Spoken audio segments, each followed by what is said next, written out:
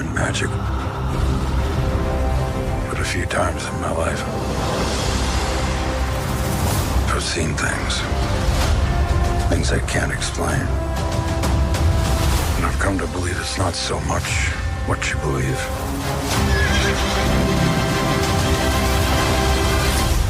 It's how hard you believe it. Da, da, da, da, da, da, da! You sound insane. You realize that? Yeah. The whole world gone crazy! Seriously? Yeah. It's showtime. It's the return of one of the most iconic characters in all of film after a 34-year wait, I believe. 34-year wait. We are returning. Indiana Jones comes back. The Dial of Destiny. Well done.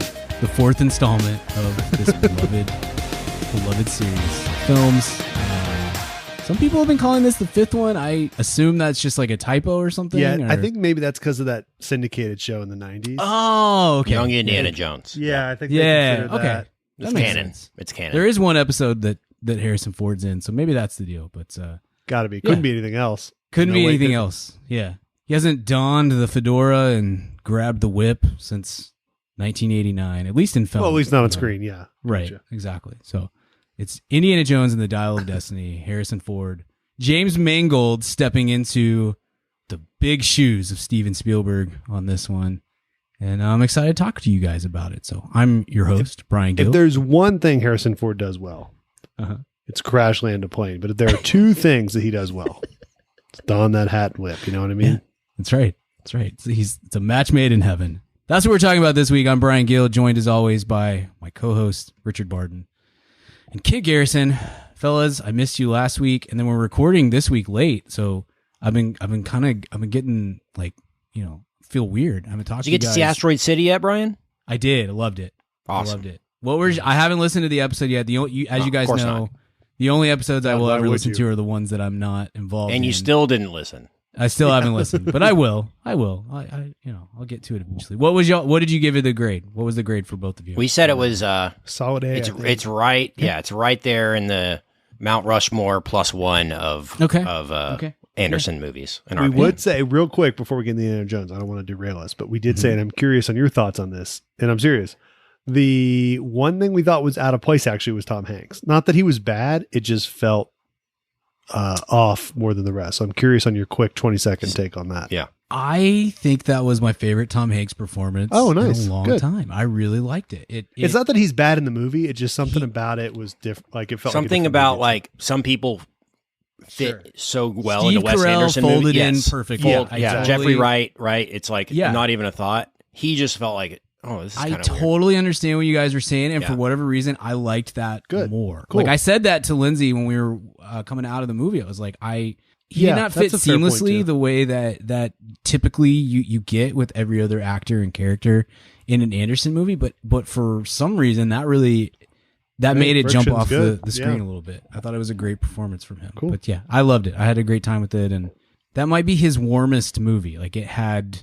It was affecting more than most. Yeah, you just felt I love Wes Anderson during movies. certain parts of it.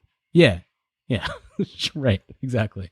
You're not allowed to take photos during the movie, Brian. By the way, again. Well, that's just your opinion. I thought this was America. You can as long as no one tells you to stop. Yeah. You know, right? Cool.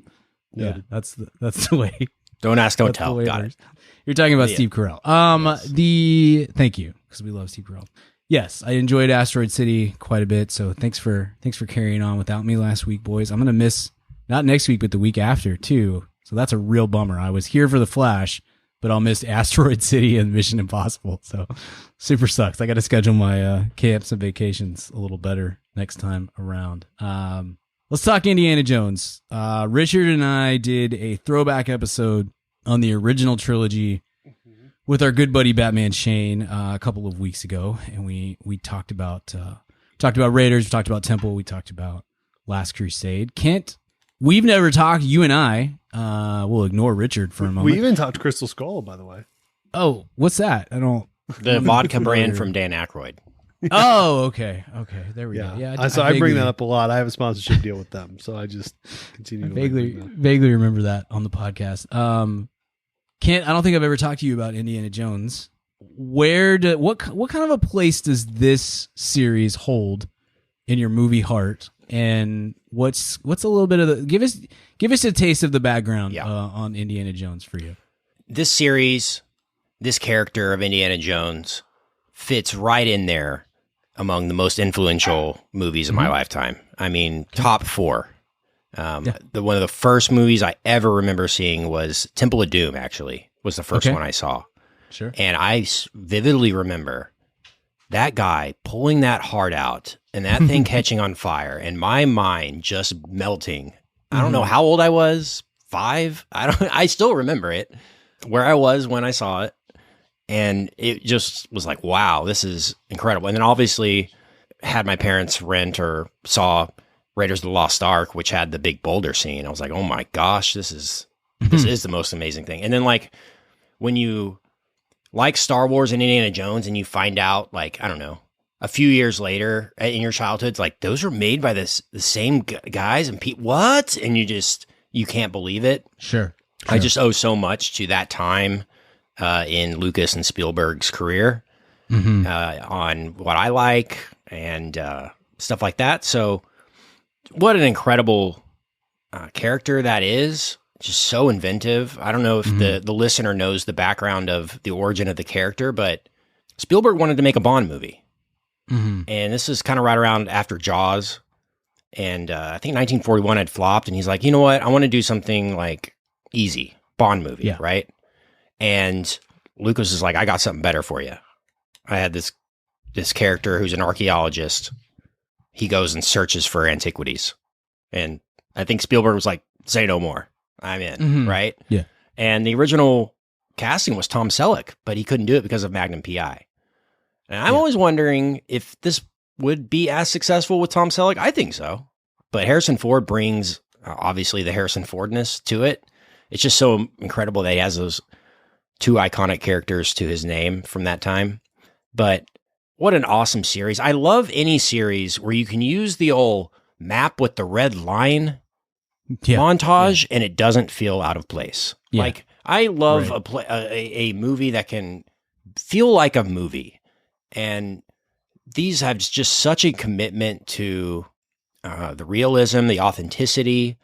Even with this one, which we'll talk about, I have qualms with it. I have praise for it. But the things I liked the most about it was this felt like they were actually shooting a movie on a set with people, with cars and stunts and all of that kind of stuff. And, it's a lost art. And this feels like a return to form in some ways to that and a nod to that. But I mean, that trilogy, I rewatched it before this. It might be, I might have to put it up there as like, a top 3 trilogy in my estimation. Yeah. It's that good. It's just perfect. So love it. Just quintessential Hollywood. You could fit in any really decade. You released it in the 30s or 40s or 50s or 60s or 70s or 80s. It would be successful in all of them. It's just truly amazing. So love this, and was very much looking forward to the conclusion of it. Yeah, I think so. I think that's fair to say. Okay. Yeah, love that. That's great. Richard, again, you and I talked about this at length on the VIP, which you can access. You can be a part of madaboutmoviespodcast.com/VIP. But for those that didn't hear that, so give me the quick version of your background on Indy and your anticipation for or lack thereof, I don't know, for this movie. Weird. I had only ever seen Crystal Skull, and I was not aware of any previous trilogy until that. Loved it. Was my favorite movie of 2008. Obviously, right. No, don't remember. Never saw any of these in theaters or anything before my time. Was very aware of like the mythos of them, saw bits of them, and was aware of a lot of them for, my entire childhood. But for some reason, it was not ever a VHS that I had. And so like had seen them, and then like purposefully when DVDs became a thing in like adolescence, really like probably 14 was like, oh, I need to see, I don't think I've ever seen the Indiana Jones movies. Sure. So let me hammer through those. And then like had seen 70% of them out of sequence in weird ways, right? And like same. piece it all together through that. And Yep. then it was like, oh yeah, these are okay, cool, done. I was like 2, And, 1, but, 3. I mean, rewatch them. Yeah. Was the order I saw them in. Sure. Yeah, we talked about that a bit too. I think Shane may be the same as you, Kent. Yeah, so like knew I would like them a lot, but unlike most things, did not discover it like in childhood. It was kind of what I do a lot now with bands, where it's like, I'm probably going to really like Tom Petty. So in 2025, I'm going to listen to nothing but Tom Petty. Indiana Jones might have been the first thing I ever kind of consciously did that with. Nice. Okay. Yeah. That's good. Yeah. For me, and again, we talk about this on our pod, but Last Crusade is the first movie that I remember seeing in theaters. And oh, wow.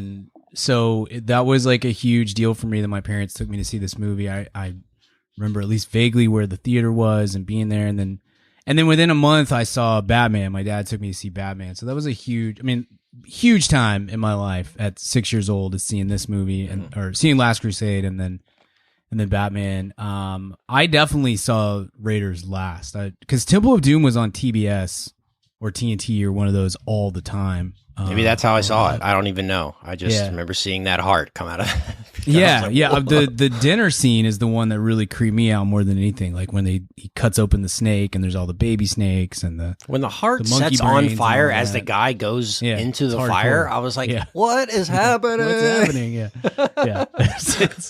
It's pretty wild. But yeah, seeing Last Crusade, and I said this on the pod, and this is the last time I'll reference that, but on our VIP, I said, I think I believed that there must have been 10 Indiana Jones movies before Raiders because Raiders is such a perfect film, and the introduction to that character is so simple and so simple. Feels like episode 10 of like a HBO series, doesn't it? It is that. Even if you were some weirdo who like hates the Indiana Jones movies, you could teach character introduction, like a masterclass in character introduction with Raiders of the Lost Ark, the way that Indy comes in and within 5 minutes, you know everything you need to know about him. And it's a seamless, it's a perfect film. So I love this series. We've been looking forward to this movie for quite a while. I don't remember anymore when it was announced as a greenlit. It was originally greenlit as a Spielberg movie and then eventually got handed over to Mangold because Spielberg just had too many projects that were stacking up. And then we had the COVID delay. This has been a long time coming, I guess. So Kent, I'll go to you first. Give me your general thoughts on Indiana Jones and the Dial of Destiny. Was so much looking forward to this, fellas. And there is so much to like. You're a about big this. Jez Butterworth guy. So this was Phoebe Waller-Bridge. Time, right? Just Fleabag every morning as I wake up to start my day. It explains a lot about me, actually. I was so looking forward to this. And I don't know, I guess to summarize general thoughts, I was really, really into it the first act. Fell off in the second. Pretty bad. I was like, oh no. And then it really won me over in the third act.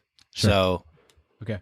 That's kind of where I fell in general terms. I've got a bunch of notes, but I'm curious as to why Spielberg left the project. I'm always skeptical of a movie that is made just to make money, right? And I don't think that's the case for this one. I think the reason this movie was made was to make up for the last one and to give Harrison Ford a proper send-off because they have the IP and why not, right? And it'll make money also. And so I think that was the true intention of the artists at hand here, right? Writers, producers, Kathy Kennedy. And so I felt that with this. I didn't feel, you know how many callbacks they could have done in this thing? Sure. How many characters could have popped up? And I was like, oh, remember this thing? And there were, of course, Easter eggs or whatever, but it did not beat you over the head with it. My one kind of qualm with it is what I love about the original series is that each MacGuffin in the movie, whether it's the the Holy Grail or the Ark of the Covenant or whatever, the Crystal Skull, right? They're all based on reality. They're all actual, we think, pieces of antiquities, right? Sure. This Archimedes thing, to my knowledge, wasn't an actual item, so lost a little bit for me on that front. But what they started out with, which was the Spear of Destiny, which is the first sequence in the train. Sure. The Spear of Destiny being the spear that supposedly pierced Jesus's side Right. at the crucifixion, which is obviously mentioned multiple times and hasn't been located, all this kind of stuff.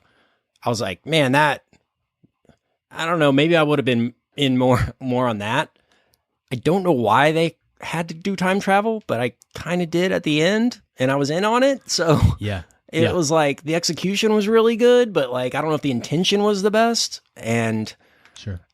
maybe they're like, this really will help set it up for future movies if we want to do more, if we have this element. And I understand that part, but there's a little like a 2% multiverse fatigue with this movie. And I Sure. did not want that at all with this. So that was a little bit of a qualm. But man, James Mangold, I saw a tweet after I left this movie, and I can't stop thinking about it. And I want your guys' opinion.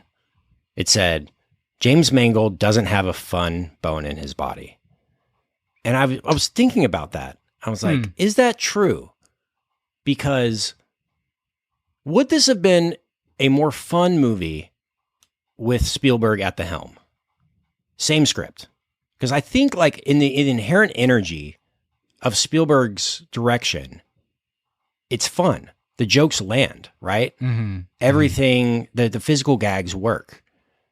I'm not to say this isn't well made. I'm just wondering if it would have been a more fun energy with Spielberg. Yeah, I hadn't thought of it that way, but that is an interesting. It's an interesting way. And I was trying to think of his older movies. That. I'm like, Ford Ferrari's pretty fun, but is it that fun? I was trying to think, I mean, you could probably make a case that Ford v Ferrari, that the fun and certainly that the humor in that movie is turning Matt Damon and Christian Bale loose, both of whom are Matt Damon we know as one of the funnier guys in the business right now, and I think Christian Bale, if you don't know that, you've maybe kind of missed out because he's really, really quick and witty and a funny guy when he's not on the set of Terminator Salvation or whatever. But just an interesting thought. Let's circle back to that in a second. Sure. RB, I'll go last on general thoughts and stuff. What's the vibe for you? How do you feel this hit the anticipation or not? And what give us your general thoughts on Dial of Destiny before we get into spoilers and stuff. Yeah, I mean it's a weird place to put yourself in time because you're living in a world that is simultaneously 2023 where you're seeing the movie and the 40s and the 60s and the last Indiana Jones and the 80s when the other Indiana Jones coming out. And I mean all that because these all connote certain times in your life, right? And then times in history. You have the Nazi stuff. You have this movie obviously is a lot of it's in the 60s, late 60s. But you can't help but be reminded of the 80s with when these were huge and the biggest, probably pop culture thing, other than when Star Wars dipped into the 80s a bit,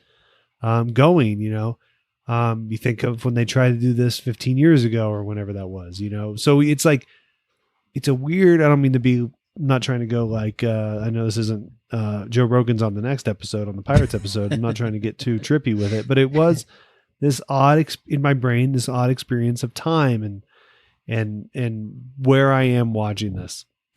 So you're watching it all through that prism of these things, and not to be crass, but like it's also a lead actor who's 80. Sure. Right. Yeah. And so you're thinking about his entire career. You're thinking of what this means. Is this his kind of final lap around? He's also de-aged in parts of it. So you can't help but think about, I don't know. The whole time I'm just thinking about time. What does time mean? This weird moment in an Indiana Jones movie in this tiny movie theater. Okay. So that is my overall think of like, this is such an interesting study in kind of what pop culture can mean across 100 years, Yeah. Okay. Because of that, it's like it took me a bit to get into the movie because I'm like thinking about that a lot during it. Maybe that's just my own weird scatterbrain and stuff. I don't hold that against the movie at all. I'm not saying it's slow rolling. I just mean and then you kind of get into it. And you're right, Kent. This is definitely a very good version of what is often, most of the time, a very bad thing where you go, oh man, I bet there was minimum of 11 writers of this thing. You know, when you're doing those swings throughout it, you're like, that was a cool 4 minutes. That was a mediocre 4 minutes. That was a great 4 minutes. That sucked. You know, you're doing that for a while. It had a little bit of that. Definitely a lot of rewrite-itis, for sure. I love Mangold for what maybe he lacks in fun for whatever that is. I get that with some of the Wolverine things, but Ford versus Ferguson, I didn't find this lacking in fun. I thought the intensity worked because the character, it's hard to have a lot of fun when you're 80. It just is.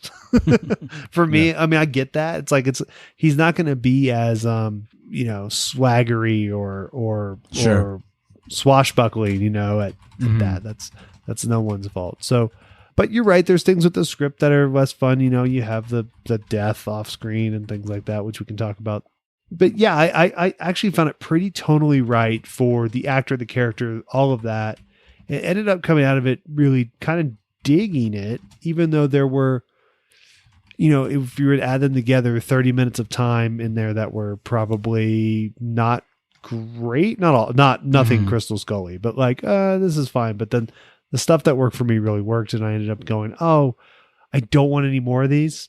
Sure. But that didn't ruin the first 3 at all for me. It was like kind of a cool, they had years ago, I remember playing it for some reason. I don't know why I own this, but because you guys know this is not me at all, what I'm about to say. They had a Lego Indiana Jones video game. My favorite Game Boy game. It's like the only Game Boy game I ever played consistently was that Lego Indiana Jones. It's so good. See, I played on Xbox.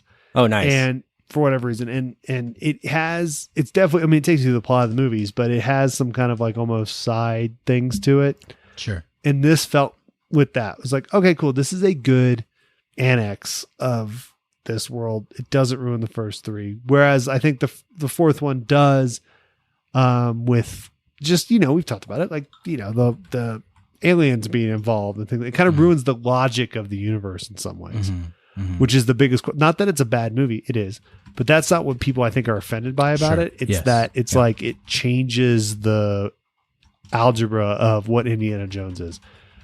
This kind of still pushes up against that wall, but also in a more tonally correct Indiana Jones way. So I came out liking it. So sorry, very long-winded, but that's my. No, it was great. Feeling.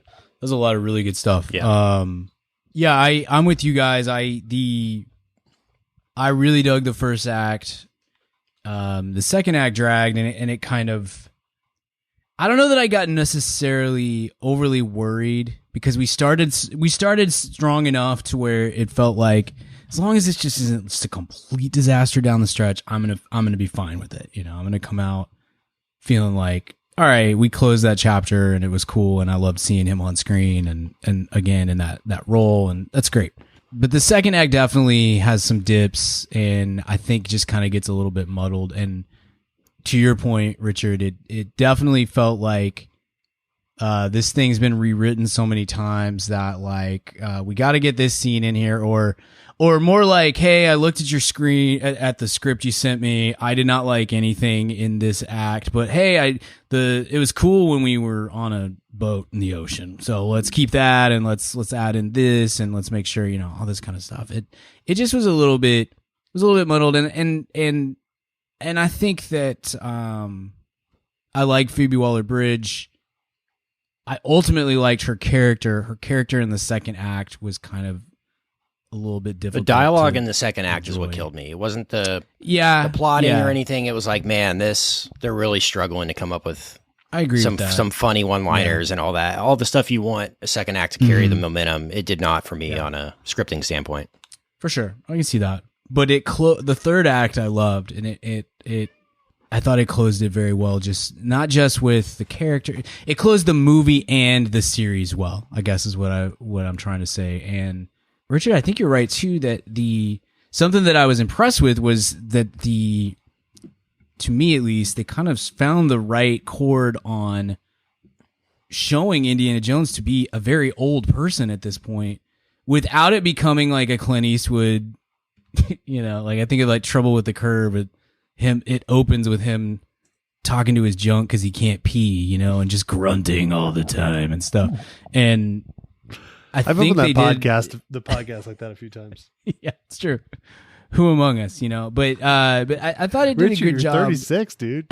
Yeah, you need to see some help, my man. Nah, just the old age comes for us all. He's undefeated, Father Time. No, it was.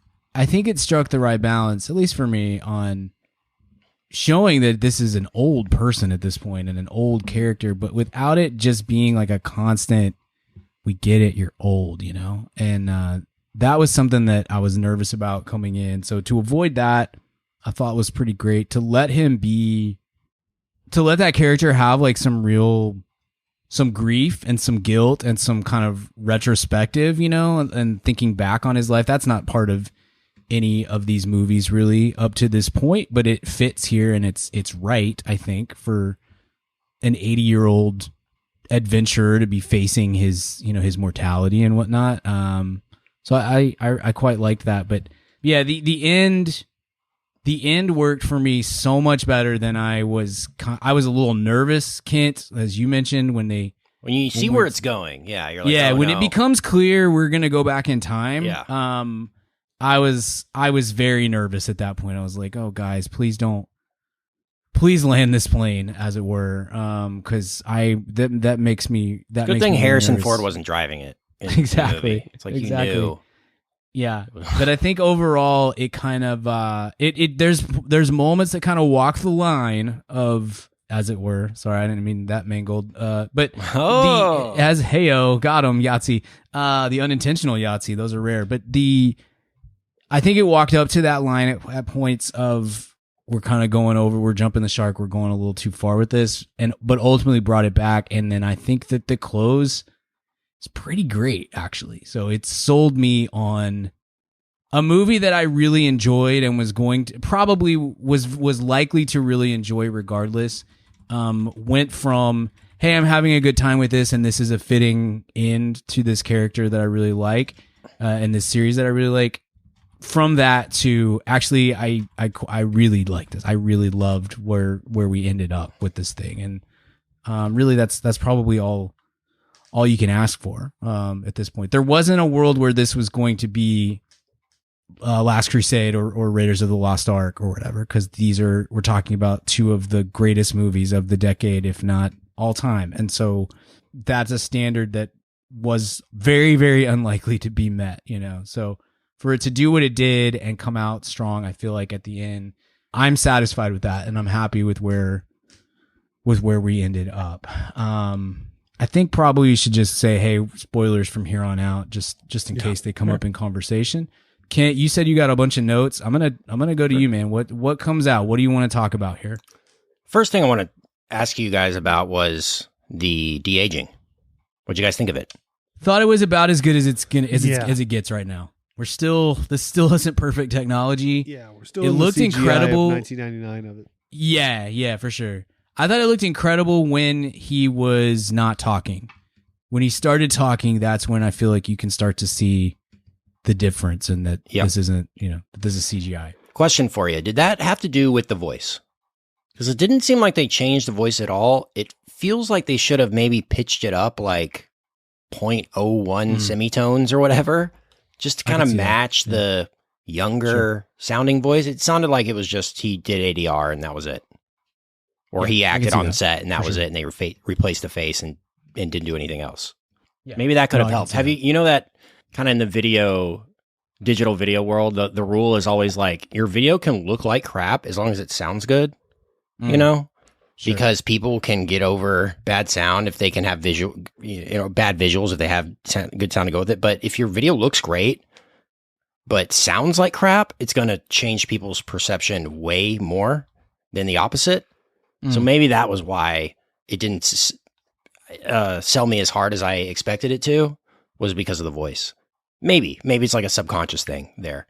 Sure. But I thought that scene, the opening sequence when they pull the bag over the head and it's him, and all that dark, really harsh, intentional lighting, like that looked incredible. I couldn't believe that they were able to make that look so flawless, with like headlights shining in his face and all these different things happening around him. Usually when you see that effect made, it's like a very controlled environment, or, you know, a bright room, and you got to do it in a certain way. This seems like, okay, anything's possible now.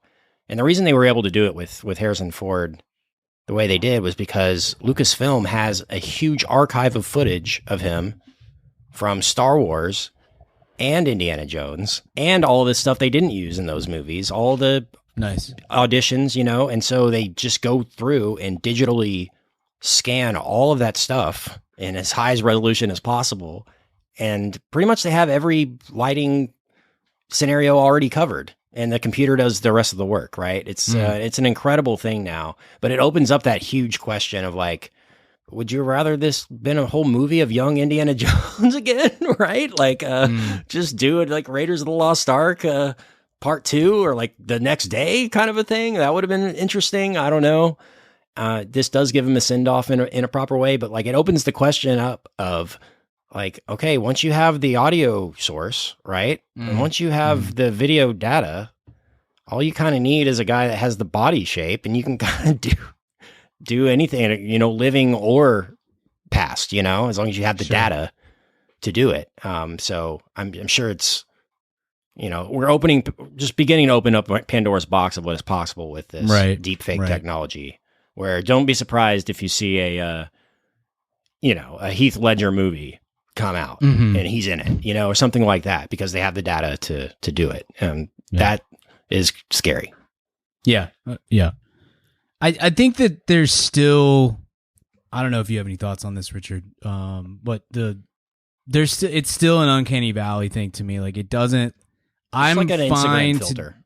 I'm fine to deal with it for a part of the movie, especially when I understand that it is necessary for the narrative of the movie, you know, for the script to work. Here's what we're going to do. You can sell me on that. I mean, at least at this point, I'm not doing a whole movie. If the whole bit of the movie, the whole genesis of the movie is, you know, young Lawrence of Olivier or something, you know, I'm not real into that. Like I can handle it for a few minutes here and there as part of this bigger movie that we're selling, but that's a tough selling point to me at this point. I don't know if you have any thoughts on the technology or not, Richard. Yeah, I mean, couple things on that, how they used it.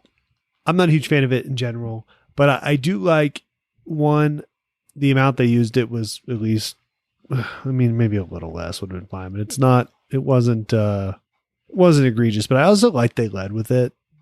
Okay, cool.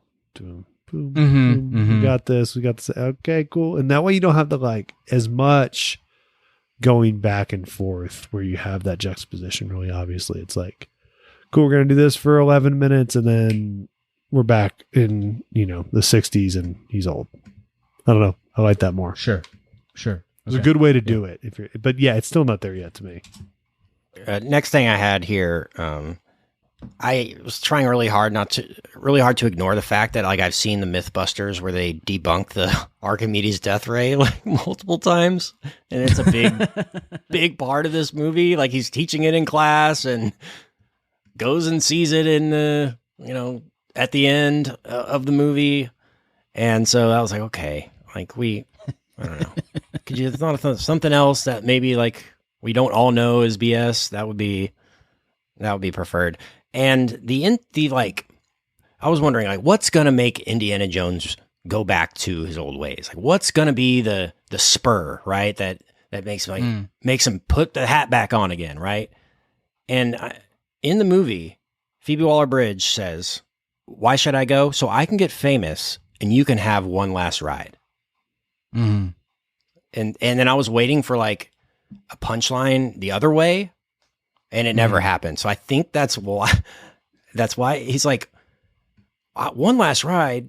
Do you not know who you're talking to? Do you know what I've done in the past? I'm done, you know, like the whole motivation for getting back out there seemed kind of like lame. Okay.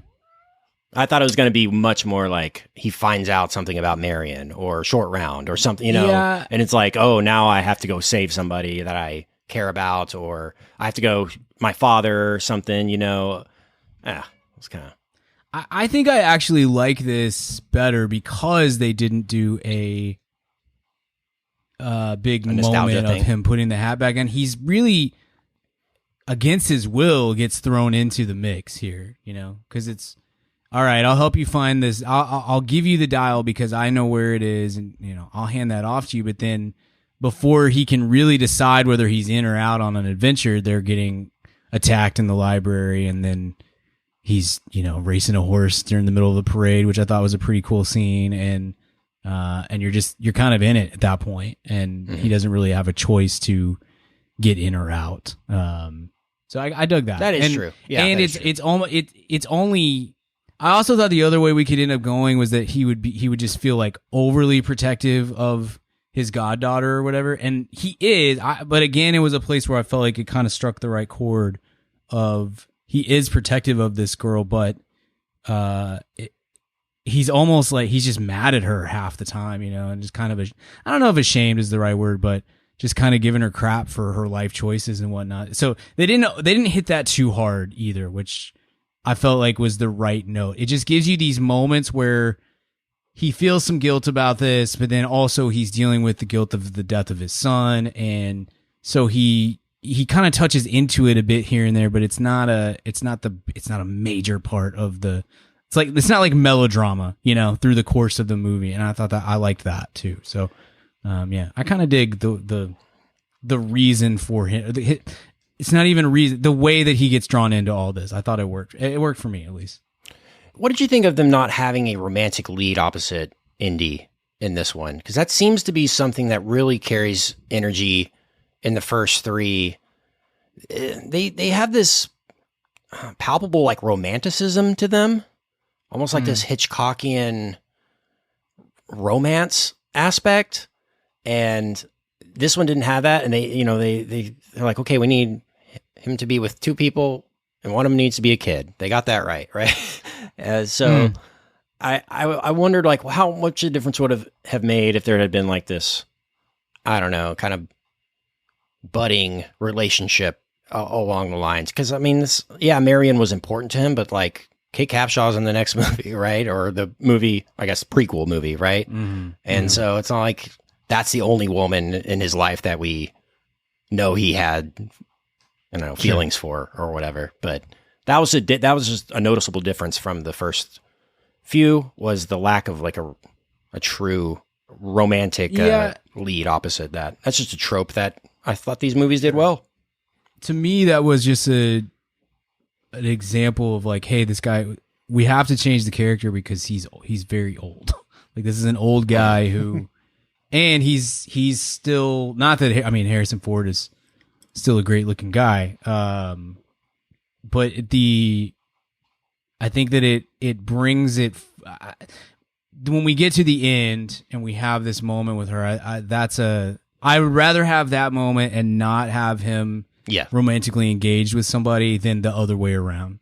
For this movie, yeah, but not like if Marion thing had not happened, I'm wondering if that that's fair. Yeah. Would have been better.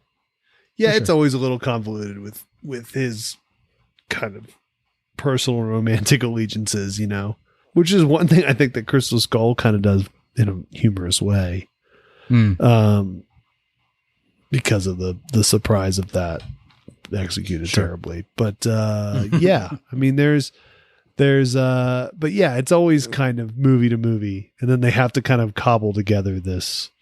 Well, no, he's this, you know, he has these long standing relationships across, again, time. And it's just a hard, without, you know what? I just fixed it. Indiana Jones multiverse. Done. Okay. Yeah. All right. That's why I feel like this one, it's all Marion. And you this laugh, one, it's but all, like, I feel like that's what the time travel was opening up. I feel like, I mean, not a good spoiler really, but he puts the hat back on at the end of the movie. So always does. He might have talked to Kathy and be like, you want to make more of these? Go for it. I'll be in Montana. Use my likeness, whatever you need to do. Or I'll be at the premiere.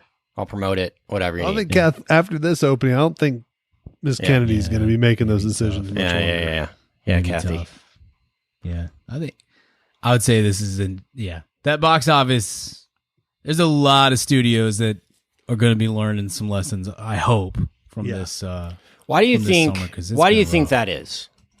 Why do you? Okay, how much should it have made for it to be a success opening weekend? Well, 100 first off, million? it can't cost $300 million. Is Yeah. the bigger Yeah. problem. Okay. Well, so, the reason is because they shot Yeah. it. I mean, it's like Yeah. you can't have it both ways. You can either shoot it and make it look like you want it and cost a Yeah. lot, or I just don't. I spend think 100 million and 300 it's going to is- be a CG fest. Yeah. It's and that there's some COVID delays in there, and there's Mhm. some things, but there's a lot of fat in that budget for a lot of things. So I think that is the biggest thing, that it's just like it's set up to fail. Sure. Anything at 300 million is just it's just in this world is just tough, when there's only Mhm. Mhm. unless it's 99% coming in, all the buzz is unbelievable, and it's a character that we're so excited to see or whatever. It's going to be tough to do at that budget, but that's where you put that. That's where I think Mr. Iger comes in and says, all right, Lucasfilm, why was this? I want it itemized. Like, why was this? Yeah. If this was 180 million, okay, we're good. Sure. Yeah. Make 60. We made 130 international. We got a couple weeks to make up the difference. All right, we're fine. This thing's going to top out at 500 million. Cool. Right. Right. But when this is 300 and it's got to double that to make it all, it's just like, all right. Yeah. Well, I don't think for sure. I honestly don't think the thinking was. I mean, the last one made $1 billion and it was terrible. Yeah. And again, but it's not that's a whole different 2004. world. Yeah. Right. I mean, But at the same time, proof is in the pudding that like even in 2000, even 25 years after the last one or whatever it was, people still cared about Harrison Ford, and For sure. he's still like I don't know, didn't I say that a few weeks ago that like he is still in like the top 5 Box office. just most like loved movie stars in the world. Sure. Yeah. And that's why it Right. made 60 million. Otherwise it would have made 11. Yeah. Like that's where we are now. So like that totally, that's fair. And he deserved his whatever money he made on it. But like unless it was like 150 million, but, which, none of us are going to begrudge him for that. But like, yeah, that's the thing is for sure he is, but that, and it's a very older skewing property. I mean, we're even seeing that with like, talk about that with Mission Impossible, that's a really older audience, surprisingly. And, that's gonna do well. But like the last one, the over under on it right now in Vegas is like 100 million. The last Mission Impossible made 90. Yeah. And it's not Top Gun. It's not something people, now there Right. will be a Top Right. Gun boost because a lot of people Right. went and saw Top Gun and were like, who's awesome? Tom Cruise. Right. And we'll go see this, and maybe it may go over on the 100, but it's not going to do 200 opening weekend. And, but it costs like 100 with all that stuff, all that Tom Cruise stuff was like $111 million less than this movie. But the difference is it's all period. I know. It's like Definitely. 25 locations and it's all period. Right. You're, But then you can't green light that post like 2016. Like that's the thing. You just go, well, go write it again. And make it to where I can make it for 190 million. God forbid I make it for 200 million. I'm willing to bet like the delays cost them $100 million. 100 For sure. That's totally fair. And I write that in. I think that's fine. Like, that's not their fault. But you got away from them a little bit, and then you can. That is what it is. But and there are some outside factors too. Opening at Cannes was a huge mistake. Oh, I still don't understand. Because this is probably 84 on Rotten Tomatoes or something without that, right? Yeah, closer Or- to at least. Yeah, Or at least like whatever the emotional right. equation of that is. Like it comes in with that kind of buzz. Yeah, But that killed. I mean, and for whatever reason, because like we talk all the time about stuff here that we are aware of that doesn't permeate Yes. like That's my biggest the question with this average one. viewers. Yeah. Like My biggest our question. moms don't know. Everyone about in my whatever. life wanted Yeah. to see this. Well, pe- yeah. it's so see, I opposite think- for me. for me, the issue was I feel like the poor opening at Cannes, for whatever reason, that kind of permeated into the broader culture, and people thought, oh, this is a bust. And with the last one being as poorly received as it was, I think a lot of people just said, okay, well, this sucks, so I'm not even going to bother going to see it. That was a mistake, opening it where they did. The other thing too is just there are so many movies out right now, and we're getting a little bit of the backlog from COVID. I think this is probably the last summer where we're kind of catching up through the course of this year with those movies that were pushed last year or, even the year before. Like, if you look at the overall box office of this weekend, it wasn't bad when you look at the whole. Like, every, top 10, and that's a lot of money that went out. It's spread out over maybe not 10 movies, but over 6 or 8 movies. And that's something that they're going to have to, that I think has to go into the algorithm too, Richard, when you're talking about the budget on these things, because I'm 100% with you. I think the number one thing is we have to stop spending so much money to make these movies. And I understand the economy's rough and inflation and all that kind of crap, but like, hey, Harrison Ford, you're totally right. Harrison Ford, you're going to make your money. Anyone else who's not like one of these people, you make less than you did on the last movie. I'm sorry. That's just the way it is. And also, hey, the movie is an hour and 50 minutes, not 2 hours and 30 minutes. Like, we got to get this stuff cut down. That worries me on MI too. Like, it's exciting. I mean, that's getting good buzz. And it's part 1 too. And it's part 1. Yeah, for sure.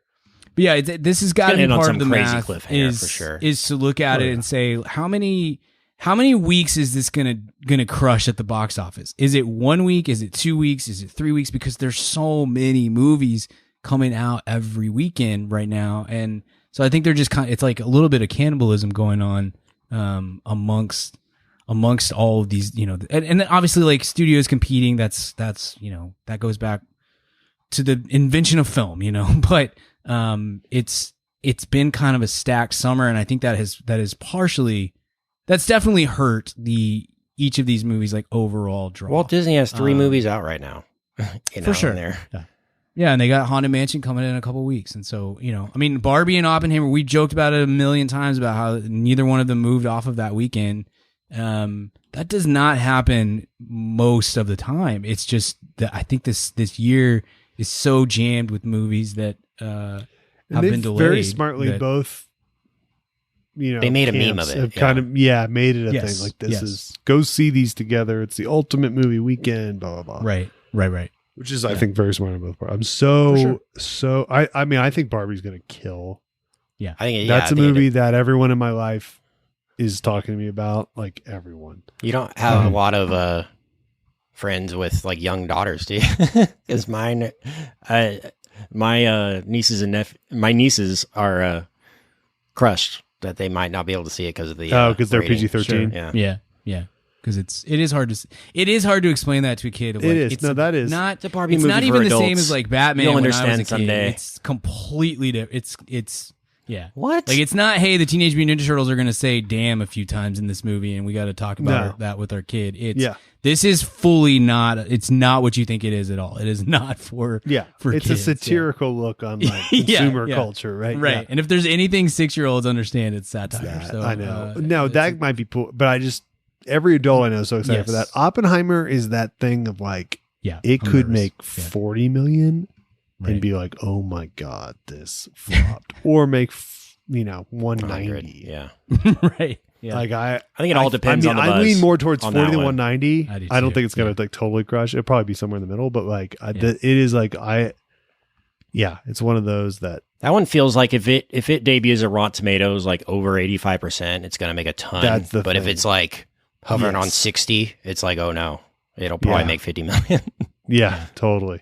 Because people aren't gonna sit through 3 hours to see like a debatably good movie, but they will if it's like, no, this is Titanic. And what's so funny will be the people that buy into the meme of the Barbie v Oppenheimer and they go see Barbie first, and they just have heard of Oppenheimer and they just go see it, and it's just like, we did what? It just like completely melts their brain. Yeah. I said in the Discord today that I think I'm going to get on an Oppenheimer denier train just to zag, just to have fun with that conspiracy. That's a good theory. bit. I'm in on that one. I was wondering. All right. Did Brian? This is a question for you. Sure. Did is this a real moment in the movie? Did Indiana Jones Forrest Gump? Hell no, we won't go. Was that what happened? Yeah, Yeah, it's a little bit of that. Yeah. What? A little bit of that. There was a sign though in the back that said "Hell no, we won't go." So There was. He just started the chant. He didn't invent Right, it. It's okay, not like okay. I thought they were saying he It's not like invented- the smiley face T-shirt. Yeah. So He just stumbled into a parade. He said a guy was holding on to him. He said, "We won't go," and then somebody heard it, and yeah. gosh, Yeah. that's what it felt like. That's in hindsight. I think that's the one that offends me the most. In Forrest Gump is the T-shirt. I hate that. I hate it so much. And there's some, that there's no reason for that to be, Yeah. to be a part of the movie in Right. any capacity. The line I loved the most in the movie, this is like the peak bad dialogue moment for me, was, "What you've got here is Pandora's box." Mads Mikkelsen, "No, it's my box." Like that moment with Spielberg would have worked. Sure. For me here, it was like, oh no, that was bad. Yeah, it's just a little. The dialogue is a little rushed. It's a little rusty. It's just not quite. It doesn't click the way. I do think. I mean, I said this right after the movie. Like, I think it's missing. I think Mangold is an incredible director, and Logan, I think you can make a case, is the best superhero movie ever. And Ford v Ferrari is unbelievable, and he's made some other really good movies along the line. I don't know if Spielberg has like that Spielberg magic anymore, because he also is an old man at this point. It is missing just a touch of that. Like, weirdly, and I like jokingly am the Spielberg hater on this because I'm not as high on a few movies as you guys, but obviously I think he's great. But like, weirdly, zero box office pull anymore. Yeah, Like for whatever, I don't think that's necessarily like Who? Spielberg. Yeah. Not indicative of him, but like people don't go see director like not like, oh, I like this director anymore. That is a thing. Like it is. Nolan movie and stars Peele only. are kind of I mean, Yeah. we'll see what happens with Greta, but yeah, I mean, we've talked previously. Nolan, one of the reasons why Nolan gets to do Oppenheimer, which I agree with you guys, I lean more towards this, like 40 million might be high. The reason he gets to do that is because he is sort of an industry unto himself, and there are so few directors that have that play. Yeah. anymore. You can still Spielberg and Scorsese and anybody, these guys can make the movie. And it will get accolades and maybe awards and acclaim and everything. But yeah, you're right. You get it with Fabelmans. The you go, property is okay, what sells. Yeah. Fabelmans, whatever. But like West Side Right. Story was like an alarming, like, Yeah. You say that, but if he makes Ready Player One 2, that's going to bank. I don't That's so think many it will. kids' favorite. I don't. favorite movie. You don't think so? No, not for what it would cost. Yeah, if he could make it for 50 million, sure. But like Yeah. that thing's going to cost 250 million. I don't think any studio is going to sign up to do that. Personally, Not Yeah, I'd 250 probably million. lean- No way. Yeah. What it's would the going, first one but like cost? if this cost 322, like that's what that's going to Right. cost, and like Yeah. that's no one's going to do that. Like he can't. He might. There's a thing where it like gets buzz and First one costs 155. okay, but like everything's up right now. Yeah. I'm just Right. Right. Like Yeah. I'm just saying, like that's a $200 million movie, and I don't think any studio's writing that check right now for him. And it's not like, again, I'm not taking a shot at him. I'm really not. I'm just saying, No, like, but I mean, that's why Scorsese's doing Apple or whatever, Right. Netflix. Those you movies, have to have these companies Yeah. like subsidize you almost, which is For sure. depressing. Yep. Unless you can like have like a great, honestly, it's like if Ready Player One, which is funny because that's what the whole movie is, but it's like if they could have a great meme, then Sure. yeah, maybe it makes like 600 million and it's fine. But like that's so weird now. It's not. Yeah. That's what Yeah. creates the momentum, not that the greatest popcorn director ever is making it. Like that just like Right. doesn't matter. Yeah. No, I agree. It's a weird time. That one Yeah. is interesting to see if they'll return to that IP at some point. I feel like, The that second one, book was pretty crappy. I don't know. That was. I feel like a lot that's of kids had come around to that one, like didn't see it in the theater and like Yeah. saw it on TV, and it's like it still seems to be like the ultimate fantasy for video game For culture. sure. Is But that. Kent, to that point though, like I think with the younger generation than us, I feel really old. I mean, when I'm talking 28 through 13, they didn't see it in theaters. They just saw it on TV or whatever, and they're more than happy to do that again. Yep. Yeah. So like, No, that's 100%. So why? You And know no what I mean? TJ So- Miller this time. So right? double But like, reason. how do you finance that without another model of some kind of VOD that works or something? They're just like, every kid is just like, yeah, of course, no, I'll just see it on my Switch whenever that happens. I don't need to see it. Right. You know, like, how do you? Yeah. So that's the problem. Which with that. makes it even more incredible that the Mario Brothers movie made like, Yep, 100%. like I still can't believe it made like, I guess look when that weekend came, it's like, oh yeah, it made that much money. But even 6 months later, looking back, it's like it made that much money. Yeah. It seems like the industry has changed in 6 months to a point But where it that just was seems an like it's impossibility. like- now it's not like it's. This might be Kent. You might push back on this because you would know this better than me. But now it's no longer like making these movies that are successful in the box office. It's not like the logic of making a great record. It's now like making whatever the weird mystery is of a top 40 hit. And like, if you can crack that, you can still make money at the box office, but like, it's much more tricky. Like, there's no like, you don't know like, hey, if I just make something good, I know it'll be what you fine. mean. It's like It's the like music this industry weird now math of, like, versus does it was in the mean- 1970s. right? How You know, do you release a great country rock album in the 70s, people Sure. would find it, right? Be your fan. Sure. But now it's like, unless you have and that it's not hit. like Mario's a new exciting thing, but something about that, Yeah. like a weird, you know, like Baby Shark, just captured Sure. everyone It tapped into 13 and the under right thing for for whatever reason. everybody. And like, Yeah. I just don't know how you, and maybe you can, but like, how do you wrangle that to replicate it? Because like, that's the problem right now is that you're right. That movie did great. And how do you replicate that for Ready Player One or for whatever? It's hard. I Sure. don't envy the people that are having to make those decisions because it seems so Right. like up to these weird gods of social media or buzz or whatever. Mm-hmm. Mm-hmm. Yeah. Is was this untouchable to you guys? Should they have done this? Yeah. Last Crusade is a perfect movie. You could have said that's the end of it. We're never going back again. You could also talk me into a multiverse reality where they came back and did another one in 93 and another one in 98 and they made it into a Bond movie because the Ford Spielberg mix and really just this character so iconic, and those movies can be so much fun that if you had an interesting archaeological story to work from, then you could keep doing them. But I think after, and you one of y'all may have already kind of touched on this, but after the hypothetical fourth movie, I think that there's a sense of just like, hey, we gotta end this right. Like we can't let that be the When end something of this from thing. your movie becomes the movie version of Jump the Shark, you've got to right that wrong somehow, right? I Yeah. think so. Yeah, I mean, I think some of the impetus for doing the this fridge, was, by the I way, mean, is the there was a story going around over the last couple weeks or months, or whatever, of Ford essentially telling Spielberg, "Hey, if we're gonna do this, we have to do it because I'm freaking old, man. Like, we gotta, Right. I can't. It's not getting any younger. can't keep if you're going to do doing it, do this, it now, and- right?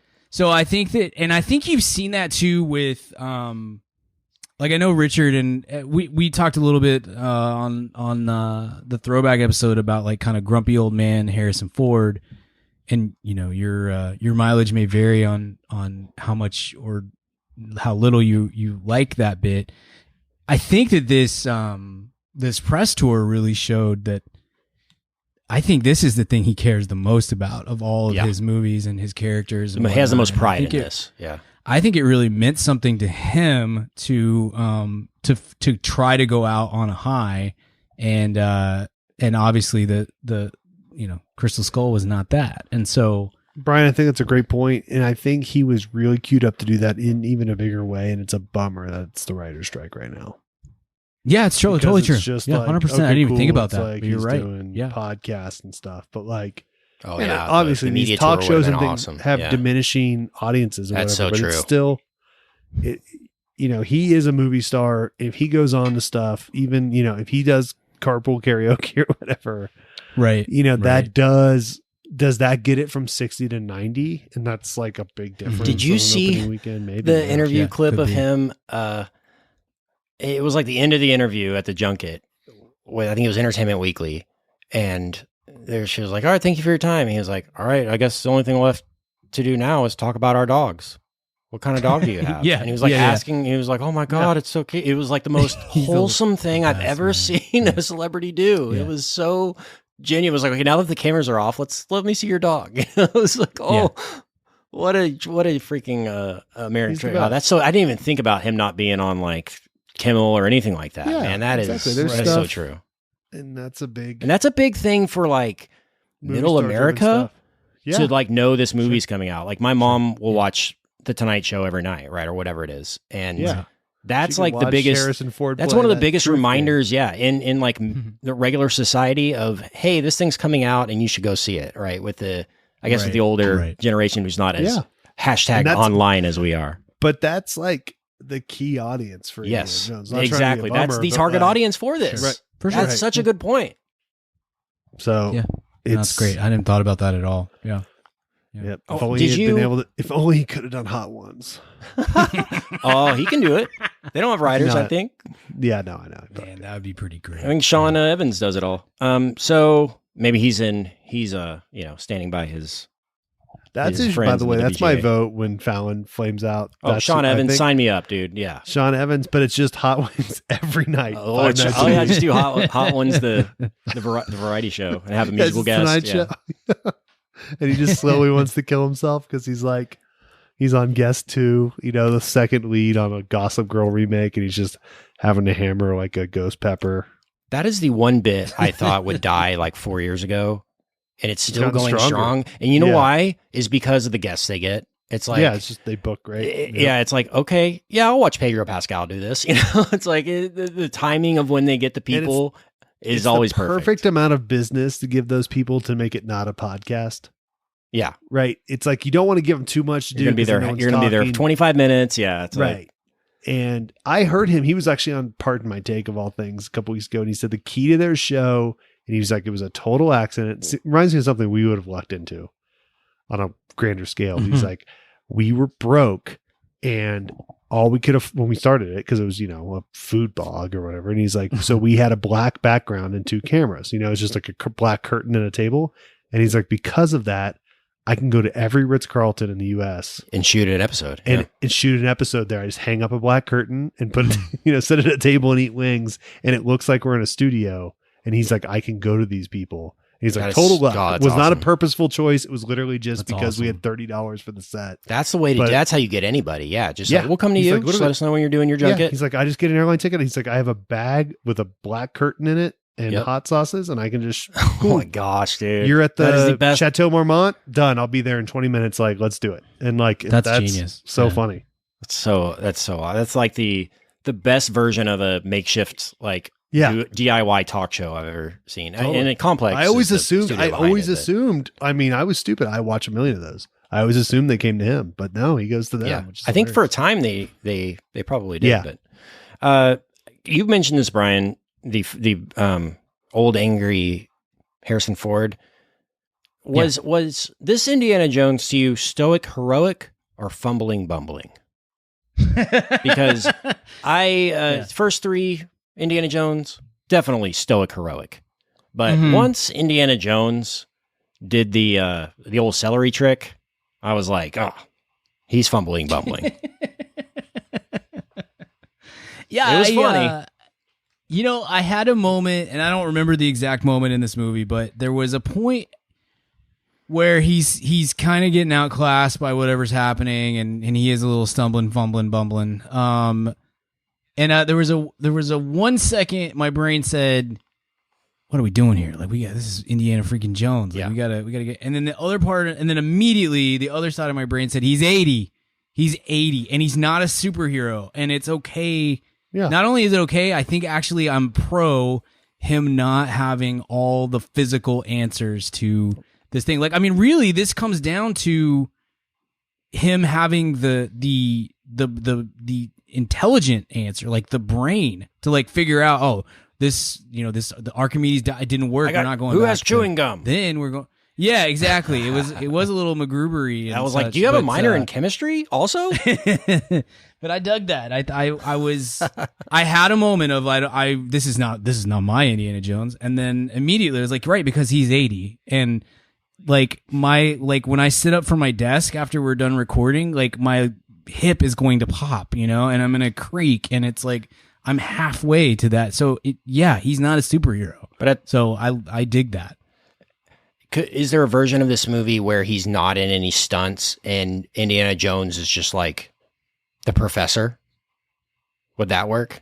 Like if they did another one of these, but it had Harrison Ford, but he was like not, Sure. Indiana Jonesing all the time. He was just the advisor. I think that becomes passing the torch, and I don't want to pass the torch. I think I just want this to like. I would be okay with some kind of a revival of like young Indiana Jones, like some version of that. I don't want pass the torch to Shia LaBeouf or Chris Pratt or what if it Taron was Egerton or young Indiana else. Jones and young Sheldon Yeah, he just gets and young Rock. Right. He's just we watched The Flash and we thought what this character needs is that's what we use the time travel for. Spectrum. It's a multiverse where it's just young young Sheldon, young Indiana Jones, young Rock, and young Jeezy, and we are just solving crime. Thoughts? Bazinga. We got to strike while the iron's hot. Young Sheldon's only going to be young for another like 14 and a half weeks. Right. We get to teenage Sheldon. It's going to be rough. The hormones. I don't know what else you've got, Kent, but I want to make sure we talk about the ending and kind of the send off for this character. I thought that the whole thing of him like I want to stay in the past, moving into I laughed quite. I thought it was really funny to have her just punch him and knock him out. I thought that was a good bit. But to move from that to he wakes up back in 1969 and then has Marion and Sala come back in and everything. I found that very moving. I was prepared for Marion to come back at the end of this. The way it happened, I don't know if it necessarily took me by surprise. This is similar to my experience with the Fabelmans of like not being able to separate what is this movie and what is this career that has mattered so much to me over my life. It was similar here where it's like I felt like I was having like a midlife crisis almost of this is the last time I'm going to see this character on screen. Yeah. And this is a Mount Rushmore character for my life, and he's not going to be doing this anymore. And moreover, the man is 80 years old, and hopefully we have 10 or 15 or 20 more years of Harrison Ford continuing to do Harrison Ford things and being on screen. But we don't know that, and then also, like, I mean, I had a huge crush on Karen Allen when I was 10 or 12 or whatever. And I love her. I think she's just so charismatic and wonderful. And so like having all of these things happen on screen and these themes taking place mixed with my own some nostalgia and some just emotion for these characters and these people and stuff. It was a very touching and, kind of bittersweet ending for me, but I don't know if I'm in the minority on that or if you guys felt any of that as well. Yeah, I thought the ending, the setup was fantastic. As soon as they get in like the cave, Dionysus cave, right? And that started to feel like, okay, this is Indiana Jones again. This feels like I'm back in Raiders. Once they find the tomb and they see the eagle with the propeller, and they open the thing and he's got the watch on. I'm like, where's this going? And the setup and payoff of those two moments I thought was goosebump worthy, you know, like to have them crash the plane and Archimedes find the watch. Like I thought the bringing that back around was very well done. Them going into back in time, I was like, okay, this is happening, but I was like, I cannot wait for them to go back in time, you know? And when they do, that shot of the plane coming through the clouds, I thought was really great. Yeah. The reveal of them, of what timeline they were in, where, the Nazis think they're in World War II, and you see these ships firing at each other, and you're like, okay, they're in World War II.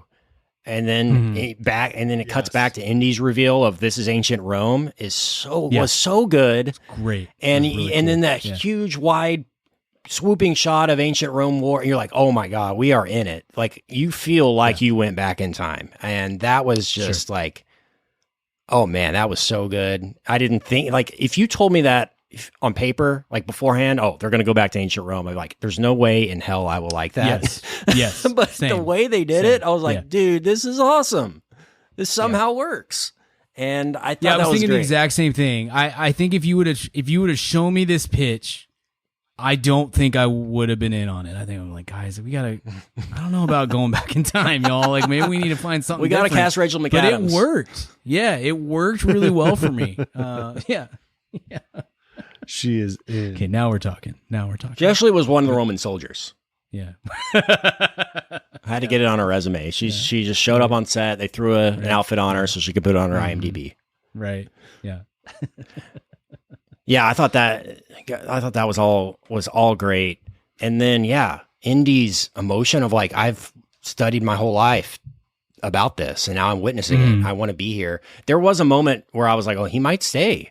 What if they leave him back in? What's going to happen? And I was like, surely they can't do that. And then they didn't. And yeah, you go back to the future, so to speak, and you're in an alternate timeline with Marion. I thought that was a great way to do it. Yeah, I loved it. It kind of ended quickly though. After that, it was like boom. Yeah, over. Sure, they didn't linger. Yeah, for sure. Richard, what about you? How'd that ending work for you? It worked for me. It felt sort of delayed, and it felt like a little epilogue-y. Okay. But not to make me hate it. But Sure. yeah, it had a sniff of epilogue to it. The whole movie did, but Okay. and in parts, but that's probably because through no fault of this movie, it follows 30 years later a very seminal trilogy. So it's like built to do that. So I understand that, and I accept it. So yeah, but I thought it worked for me fine. I found it. I was, as much as I can be at this stage of my life, appropriately kind of touched and twinkled and moved on. Okay, that's fair. I think that's fair. I'm ready to grade this. Kent, do you have anything else you want to talk about before we get out of My here? last note I've been saving for the end. Yeah. Two actually. One was the melting wax thing. That was an Indiana Jones moment. I was like, That was really cool. Those are the Yes, I moments love that that. I remember, Yeah. where it's just like you think it's one thing, and then Indiana Jones is it, and it's something completely different. I loved that. Yeah. And I did too. The- There's another moment or two too where he kind of got that little twinkle in his Yes. eye. You know, he's like, I know yes, this. that's You know, what I'm I've read talking about this. Yeah. That kind of thing Uh-huh. is great. Yeah. And the last thing, gotta say, the John Williams cue on when he says it belongs in a museum. I mean, I almost started tearing up. Like that is Yeah. the last time. Oh man, That was and when great. Shia was dead. And they didn't overdo the indie theme too, which I thought would they could maybe hammer home a little too hard. I thought they just right amount. Yeah. Agree. Yeah. Maybe the best movie score ever. Yeah, So- one of my favorites. That and Jurassic Park. This So that's iconic. one of the You know one's really John good, Williams' by the story way? about how he wrote it is so good. Where he's like, I came up with two themes. So instead of throwing one out, I just combined them into one song. So he had this Right. one incredible da da da da da da da da, and then he had that. It's obviously the opening fanfare. Da, da, da, da, da, da, da. You know, it's like he just put both of them in that. Man, what an incredible human being! Just You know like one's great. Beethoven level, man, so good. the Pirates one, which we're going to talk about in our throwback later. Sure. Yeah, I rewatched. I was like, man, this score's so good all the way It through. is. It is. Yeah. I agree. Yeah, good teaser for the throwback Pirates of the Caribbean this week. Similar kind of tonal. I remember watching that in theaters and going, "Oh, this is as close as I'll ever be to seeing Indiana Jones in the theater." Even though they're very different, I felt tonally they were cousins. Yeah.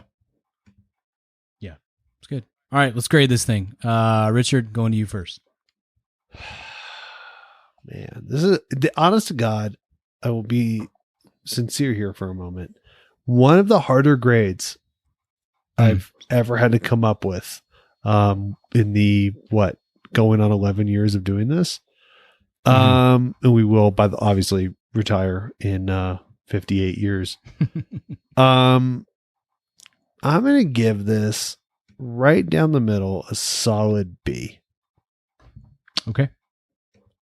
Kent? This is the best compliment I can give this film, is that it's firmly in the top 4 Indiana Jones movies. So I'm giving it a B+. Okay. For me, I'm kind of with you, Richard Lee. It's kind of hard to. There's some moments in this that are just spectacular, and then there's some moments. And then where it's like Scuba Indie. Yeah. I'm like, right. okay. Yeah. Like Uncharted version of. Yeah. Uncharted. God, that was a movie. But Was Coen Brothers masterpiece. similar to Faye Winds, I'm just having a real hard time separating. It's like I think to me the grade is better than the sum of its parts in some ways, because it fits, it does what I wanted this movie to do. It sends off this incredible iconic character in the right way, and it was just, there's a part of me that just like, it was just nice to see that on screen again and see. So I don't know. I'm gonna give it I'll go high. I'll give it an A. I'll just give it a straight A. I think I could come down to an A-, but I'll stick to my, yeah. I'll go. I'm going to call myself out of my joke. I was thinking I'm broken, not Uncharted, with that Coen Brothers reference. It's okay, but we all miss some, you know. Still fantastic joke by me, but no. It was. No. Joking. Okay.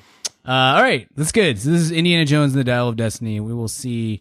Does not have strong competition at the box office this week, so I think it has a chance of winning. We've got Joyride. Second week. I don't know. Insidious, man. That's the kind of weird stuff. That's true. Forgot about Insidious. Could be. I think this has pretty good word of mouth. Like, I've talked to several people who saw it who I don't think are indie truthers, you know, and so, but they all really dug it and seem to have a good time with it. So hopefully, we'll see. We'll see what it does.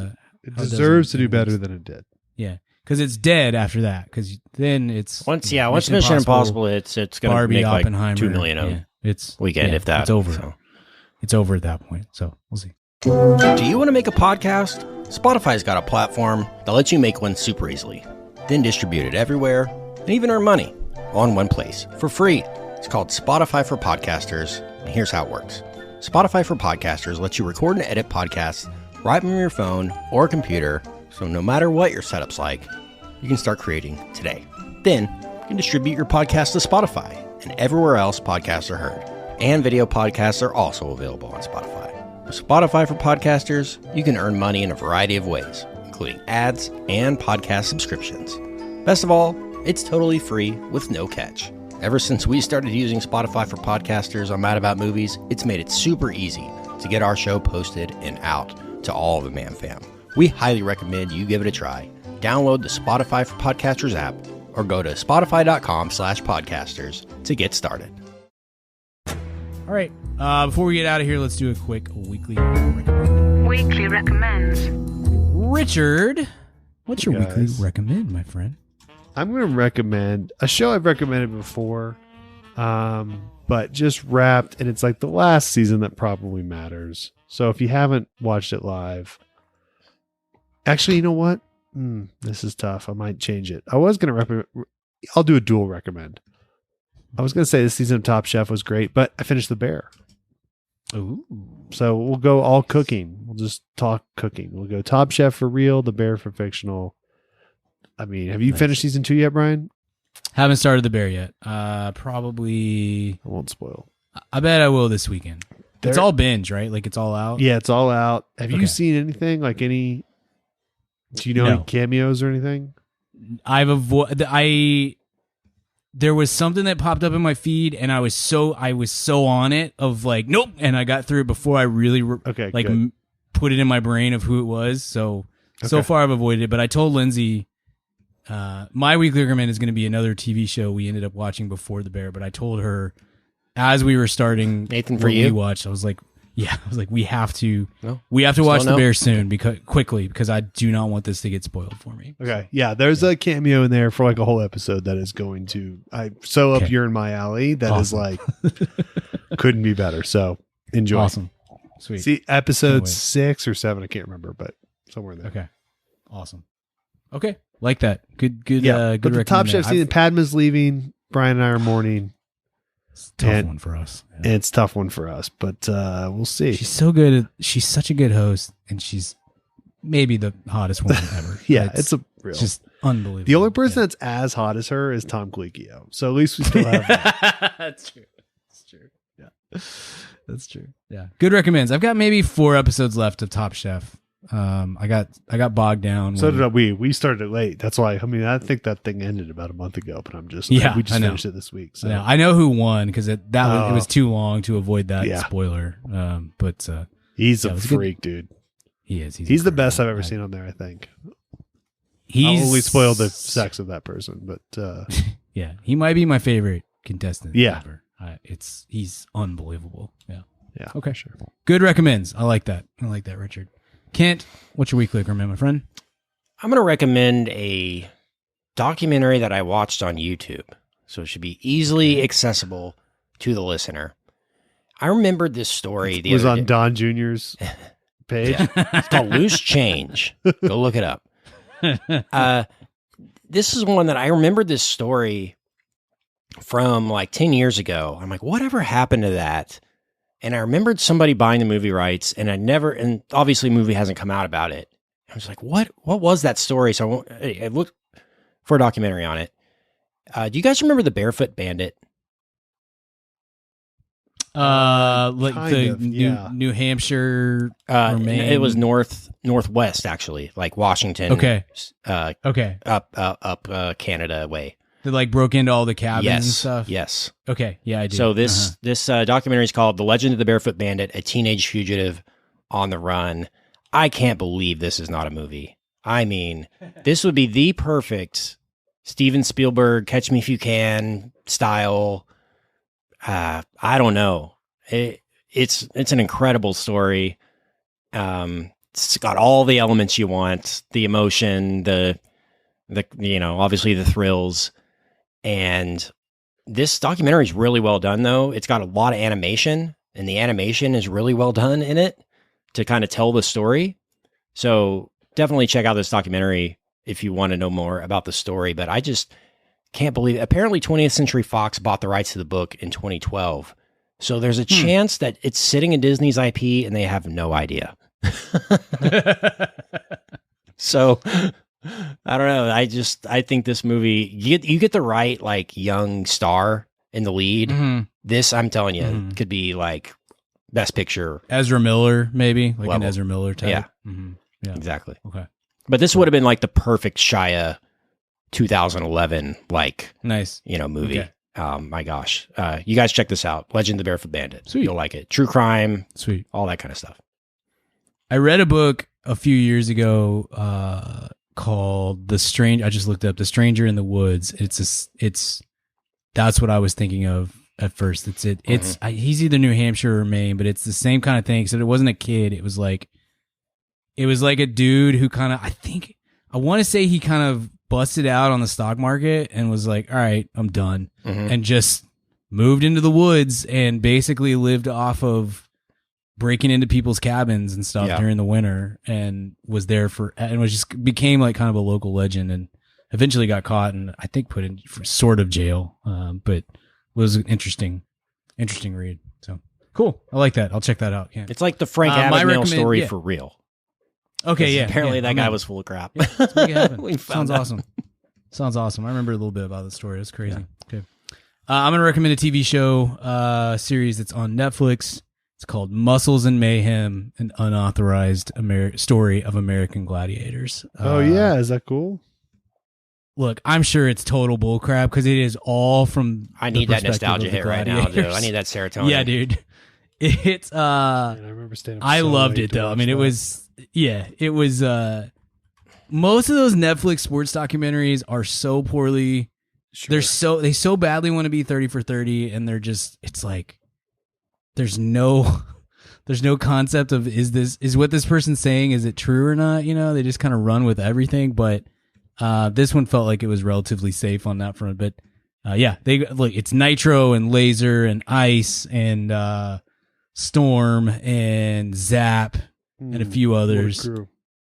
And it's awesome, man. It's 5 I episodes. know you're a Gladiators guy. This is where we kind of meet, because Kent and I Yeah. like wrestling and you hate wrestling. Right. I mean, we don't like because watch it Gladiators is weekly. real, bro. Yeah. We But- watch wrestling once a year, but you shame us, and I didn't realize. Imagine, you're a Gladiators guy. Brian, I remember being dunked on. I so can't hard by my believe one mom of our best for friends watching that. of the pod is literally writing the storylines of wrestling, and Brian's still not in. Yeah. It's like, imagine I'm if not Richard interested at all. was Yeah. I'm doing it, falling and you're like, asleep during no, this not for me, conversation. no, Yeah. not interested. Imagine I am. I'm wrestling as I'm a holding giant the line. movie. If I have a bit, I am a holding giant, the line. a one long movie that's lasted 30 years, and you see one scene a week for 3 hours, right? That's to me wrestling. Oh, sorry. It's so good.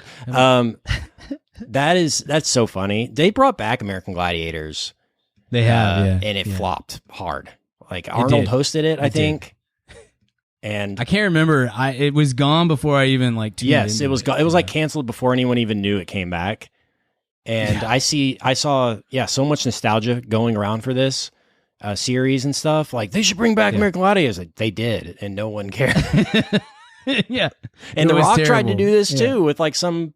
Remember, it was like Army Games or what was it? I don't know. Some kind It of was spin on this. 2008, and it was hosted by Hulk Hogan and Layla Ali. Hulk Hogan. I thought it was Arnold. My Layla bad. Ali. Wow. Yeah. Arnold could probably bring it back. Yeah. Let's do it.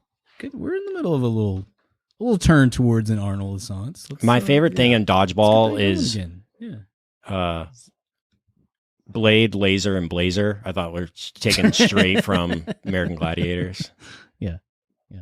It's really fun. It's like I said, 5 episodes. It moves pretty quick. They're relatively short episodes too. You know, it's like 35, 38 minutes, something like that. So you can blow through them pretty quick. That was They good, have but it had footage nothing on Global from- Guts with Mike O'Malley. The The ultimate. That's what we do. We competition bring series. back. We bring back Global American Guts with Mike Gladiator. O'Malley. Yeah. No, we bring back American Gladiators There we go. With Mike O'Malley. With Oh, Mike O'Malley. Can you imagine the nostalgia hit that would be for our generation? And then they climb the aggro crag at the end. Yes. Combine the two. Now you're freaking talking, Richard. Dude, the ultimate matchup. American Guts. Yeah, exactly. There we go. There's All a right. lot I Okay, can do stop with that talking. one, but I Stop won't. talking. Don't, Dude, don't that give is the away good pitch of the stuff. century right there for TV. For Yeah, this belongs to us. You can't American- take it. Nobody can You take know this. what's Nobody- weird is that, we don't see enough of those trophies out there. The gut, Ken, I feel like you Dude, should Yes, have that. seriously. they pop up on yes. eBay. They pop up on Oh, do eBay. they? I'm not joking. Yeah, they do. But they're I don't know how you don't see that at like a most of thrift them store or like something. the light doesn't work anymore. They're like busted. Oh, But yeah, they pop yeah. up every now and then. Man. Wow. Ultimate That's- child. Yeah. So I'm gonna start shopping for Christmas presents for you guys right now. Start. Can I promote one thing, Brian, before we get out of here? Yeah, please. I have a Found document. aggro crag, I have a 200 pod. bucks on it. I have a pod documentary dropping on the 10th, Monday. Yeah, you do. Pumped That for I've been you. working go. hard on for, I don't know, a couple months here since the season or the draft wrapped up. It's for the football nerds out there talking about the Shanahan offense in the NFL. Kyle Shanahan, the coach of the 49ers, along with Mike McDaniel, future American treasure Mike McDaniel, Sean McVay, Matt LaFleur, those guys are kind of the youngest, most interesting offensive minds in the NFL right now. And it's just about their dynamic. They're all best friends together. And now they're not. And there's a lot of stuff there. So hope that if that interests you, you'll check it out. It's going to be on the Athletic Football Show podcast on Monday the 10th, or on the New York Times audio app if you have that and you're a subscriber to that. But check that out. Let me know if you dig it. And that's for the football nerds that might listen to the show. And we have possibly have a Netflix documentary coming soon that I can maybe say. So yeah, look forward to that. Nice. Awesome. Love that. Very cool. All right. This has been fun. Thank you for being here. Thank you for listening to us talk about Indiana Jones 4 as we close out the chapter of this iconic character, this great series. It's been a lot of fun talking with you boys about it. If you like what you heard, if you want more Mad About Movies, if you would maybe potentially like to hear us talk in depth about the previous trilogy in this series, I want you to go to madaboutmoviespodcast.com/VIP. Sign up for that VIP feed. It's $5 a month. You get access to a throwback or retrospective episode every single week, plus literally hundreds of episodes in our back catalog now, as well as a whole bunch of other goodies, including access to our exclusive Discord where you can talk about movies and music and dogs and everything that your little brain can imagine all day long with other fan members just like you. madaboutmoviespodcast.com/VIP. Check that out. Back next week. I don't really know what we're going to do next week. We'll kind of play it by ear. Maybe a big news episode. If you go to that VIP feed, you're going to get that Pirates of the Caribbean episode that Richard mentioned earlier. Lots of fun stuff happening over there, so check that out. Thanks for being here. Thanks for listening. Stay safe. We'll see you at the cinema. Goodbye. Hey baby, I hear the blues are calling, tossed salads and scrambled eggs. And maybe I seem a bit confused. Yeah, maybe, but I got you pegged. But I don't know what to do with those tossed salads and scrambled eggs. They're calling again. Scrambled eggs all over my face. They're making me yah-yah. The salads and scrambled eggs. They're calling again.